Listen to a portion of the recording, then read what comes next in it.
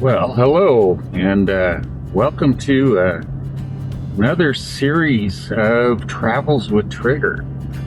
And this one's going to be a lot different than anything we've ever done before.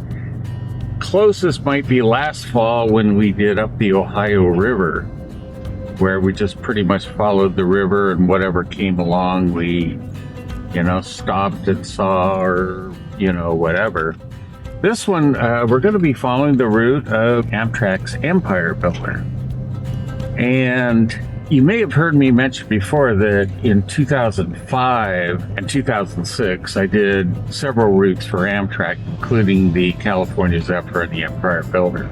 So I kind of fell in love with the people. I came back through in 2009, just on a trip by myself without Carol, or we didn't have Trigger then.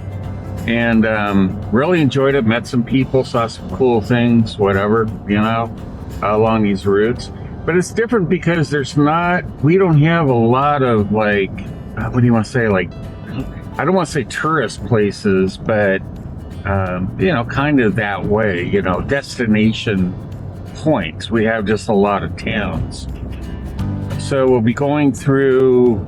We're starting here in Wisconsin. We're not going to go to the large cities, so we didn't do Chicago or Milwaukee. We want to do the countryside. Although the first town here we're coming to is 26,000 people, so it's not particularly small, but we'll hit a few of those along the way. We're going to be going towards Seattle at this point, but we may or may not actually go into Seattle.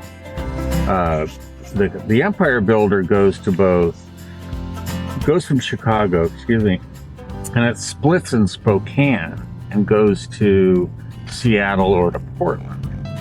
And the Seattle one goes to Everett first, which is pretty much close to the coast, and then the train travels down the coast essentially into Seattle.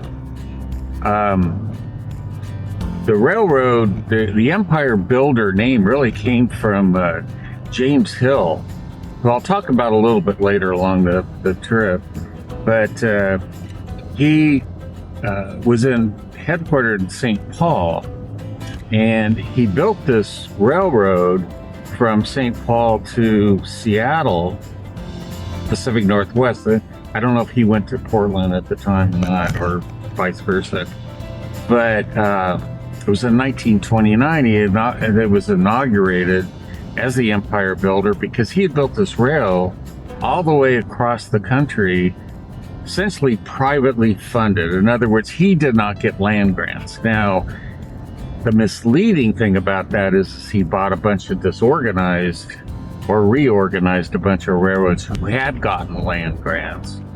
But in any case, it was in 1929, they were, the people called him the Empire Builder, and they put the name on the train. So that's what we're doing. And right now we're coming into Watertown, Wisconsin. And thought you might find it interesting, this big tower ahead. And apparently it was settled first in 1836. And it was after the Black Hawk Wars that the people really started moving in. And apparently a very large group of German settlers came in. It's about, 26,000 people? No, it's just under 23. 22. But in the middle of the 1850s, it was the second largest settlement in the state of Wisconsin, which was due in part to a very large German immigration movement. And I may slip up once in a while and say California Zephyr, which I already have, and talk about California, which have nothing to do with this route. It's because we just finished that, although we never started. Coming up from Texas, we did the last third of it, and so when we get back to the Pacific Northwest, we'll go to California and start the route. So, and we'll run them in sequence, and that should be after this, but I'm guessing that this might be a Germanic style church. Probably a Lutheran. Yeah, Yeah. Oh, look at the building over there. It's for sale. That's for sale. Surprised it's not a funeral home. Okay, I want to turn this off till we find a downtown area here. All right, well, we have gotten all cameraed up here. Oh, great. So they got the downtown street blocked off. Get the camera all set up. We'll have to detour. Ah, I'm sure there'll be good things to see. yeah. There it is, Heileman's old style again. I'm not sure. Hopefully we can turn it. Mullins. Nice mural there. Mullins Dairy Bar and Eatery. What I kind of remember was, yeah, there's a nice mural over there. Unfortunately, we're not going to get by it. Not going this I way. think this is a river down here, but I could be wrong. Bridge out. Get to see a Carol. Water Street Realty. Dang, I thought it might be some kind of cool little old, pubby kind of thing. Yeah, it's water down here. Yeah, there it Well, I'm seeing stuff from Watertown I've never seen before, so is. I should have asked that lady Watertown. which way to pronounce it. Watertown Trade and Auction. Look at these great We're in the historic district Old of North buildings Washington here. Street. oh, the bowling alley. Hey, you guys are getting to Always see all the good. great stuff. The Watertown Bowl. Says the businesses are open during bridge construction. Oh yeah, there's It's totally gone. ain't nothing there. Maybe it's part of that infrastructure bill, to get it replaced. Rather than having a collapse like that one in, was it West Virginia or Kentucky we went through that had collapsed. People probably think we're the Google Maps people. Because we have this camera on the front of the car. Go right as far as we can. All right. Let's see what we can see, and then we'll swing back around. There's the Bismarck Bar and Grill. Very German. Very German. Yeah, look at that seems like it's probably was a bank at one time, the White Oak Design Building, I'm going to guess. It's open. There's parking in the back. It looks a lot like, An old bank or something. does it say up on The top? Masonic Temple. No, it didn't. Here's an Irish pub. Actually, for some reason, I think this is the town that I stopped in this cafe to eat. It's great buildings here, huh? Look at this one here on the right. But I stopped in this cafe and had this beautiful stainless steel work everywhere. And there was an old guy, and he had to be in his 90s. He's the one that had installed it all. Wow. Yeah. I got a picture of them with the waitress and another person that was in there. I should post it because it's funny because the guy was just being obstinate about, I was asking just for permission so I could publish because I was working on a magazine article in 2009, and he was just being ornery, and the waitress was getting on his case. And I guess he came in every day for breakfast, and she packed him dinner when he left. So, oh, it's right here. This is the restaurant. Oh. Zwigs. Swigs. Oh, it's really cool inside.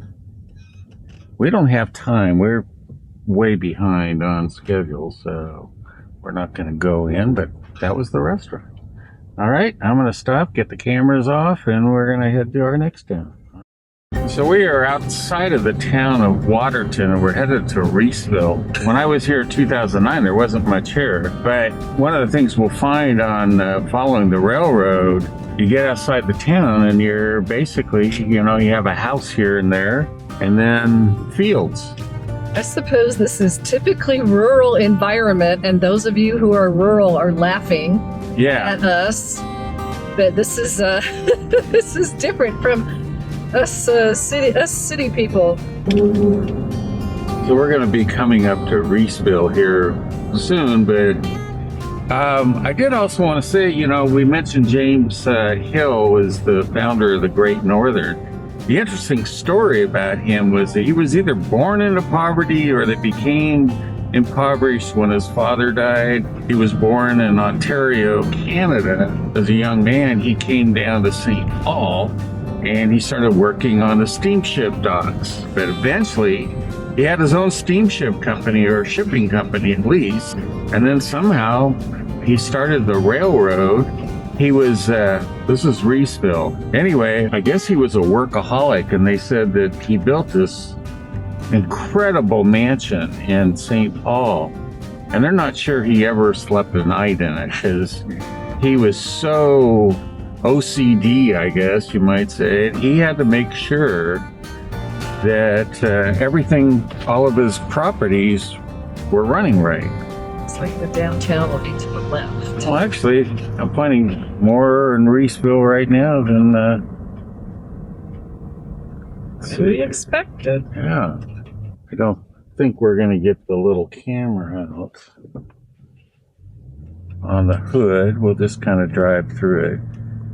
Can't stop in every town, and we're going to stop. I mean, we'll stop if we see something, and hopefully, you know,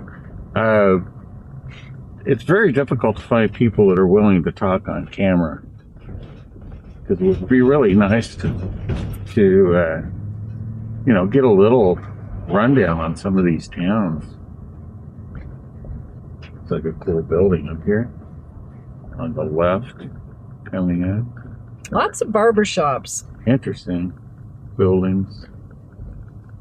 Mm-hmm. Yeah. I wonder if that's the old fire station right there. Wow. Let's see what it says up on top. Review. Huh.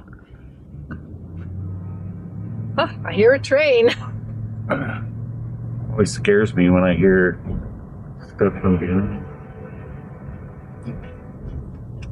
Our next town is Columbus, and it's a larger town. It's kind of a cool little town. It's Amtrak. It's Amtrak. I didn't lie to you. There goes the Empire Builder. Yep. It takes I think you sleep 2 nights on the Empire Builder. I did ride it twice. I rode it actually on my own nickel. Crazy, all the way from Syracuse, New York to Portland, Oregon. I paid $119. People that got on in Whitefish, Montana were paying $250 to go to Portland or Seattle. But anyway, then I rode it again for Amtrak to kind of scout the route, because when I rode it, I just had fun. So, all right, we'll see you guys in Columbus.